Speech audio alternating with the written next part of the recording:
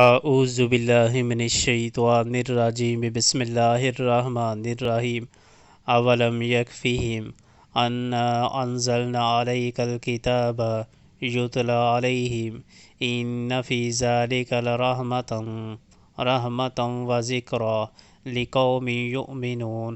اور کیا ان لوگوں کے لیے یہ نشانی کافی نہیں ہے کہ ہم نے تم پر کتاب نازل کی جنہیں پڑھ کر سنائی جاتی ہے؟ در حقیقت اس میں رحمت ہے اور نصیحت ہے ان لوگوں کے لیے جو ایمان لاتے ہیں۔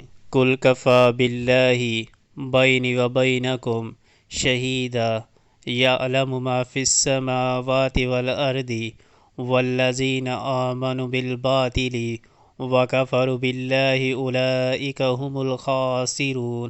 اے نبی صلی اللہ علیہ وآلہ وسلم، کہو کہ میرے اور تمہارے درمیان اللہ گواہی کے لیے کافی ہے، وہ آسمانوں اور زمین میں سب کچھ جانتا ہے۔ جو لوگ باطل کو مانتے ہیں اور اللہ سے کفر کرتے ہیں وہی خسارے میں رہنے والے ہیں۔ وَيَسْتَعْجِلُونَكَ بِالْعَذَابِ وَلَوْلَا أَجَلٌ مُّسَمًّى لَجَاءَهُمُ الْعَذَابُ وَلَيَأْتِيَنَّهُم بَغْتَةً وَهُمْ لَا يَشْعُرُونَ۔ یہ لوگ تم سے عذاب جلدی لانے کا مطالبہ کرتے ہیں، اگر ایک وقت مقرر نہ کر دیا گیا ہوتا تو ان پر عذاب آ چکا ہوتا، اور یقیناً اپنے وقت پر وہ آ کر رہے گا، اچانک، اس حال میں کہ انہیں خبر بھی نہ ہوگی۔ یستعجلونک بالعذاب وإن جہنم لمحیطۃ بالکافرین۔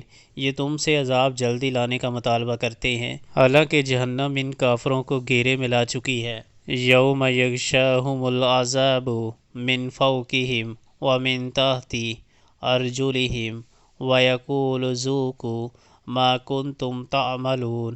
اور انہیں پتہ چلے گا اس روز جب کہ عذاب انہیں اوپر سے بھی ڈھانک لے گا اور پاؤں کے نیچے سے بھی، اور کہے گا کہ اب چکھو مزہ ان کرتوتوں کا جو تم کرتے تھے۔